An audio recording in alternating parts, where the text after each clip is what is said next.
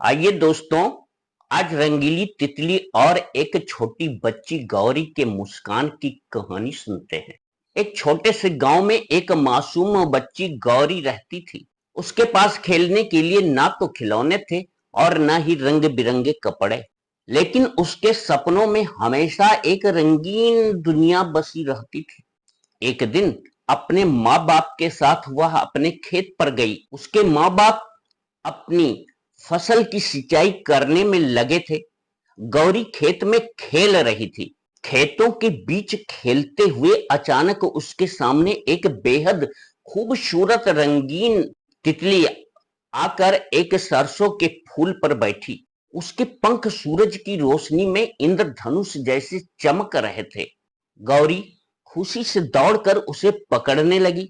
तभी तितली उड़ गई। तितली फिर से उसके एकदम पास आकर उड़ने लगी। गौरी ने कहा, जब मैं तुम्हारे पास आती हूं तो तुम क्यों उड़ जाती हो? तितली ने कहा, मुझे बच्चों के साथ खेलना बहुत पसंद है, लेकिन बच्चे जब मुझे पकड़ने लगते हैं तो मेरे रंगीन, निराले और बेहद मुलायम पंख टूट जाते हैं और हम सब तितलियां तड़प कर मर जाती हैं। गौरी ने पूछा, तितली रानी, तुम्हारा घर कहाँ है?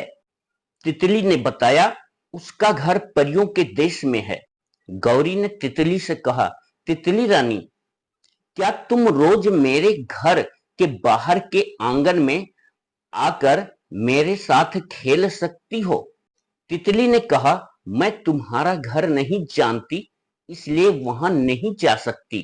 गौरी ने मुस्कुराते हुए कहा, तितली रानी, काश मेरे पास भी तुम्हारे जैसे रंग बिरंगे पंख होते तो मुझे भी देखकर पूरा गांव खुश होता और सभी बच्चे मेरे साथ खेलते।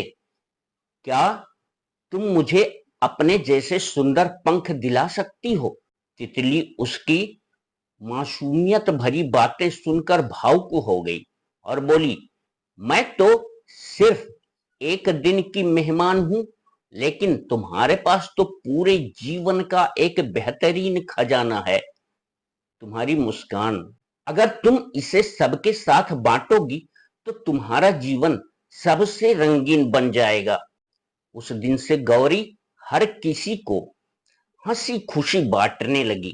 धीरे धीरे गांव के लोग भी उससे प्रेरित होकर खुश मिजाज रहने लगे। लेकिन कुछ दिन बाद वह रंगीली तितली आकाश में हमेशा के लिए उड़ गई। गौरी उदास हो गई, पर उसने तितली की सीख याद रखी। सच्चे रंग हमारे दिल और मुस्कान में होते हैं, न कि पंखों और कपड़ों में। और सचमुच गौरी की मुस्कान ने पूरे गांव को रंगों से भर दिया।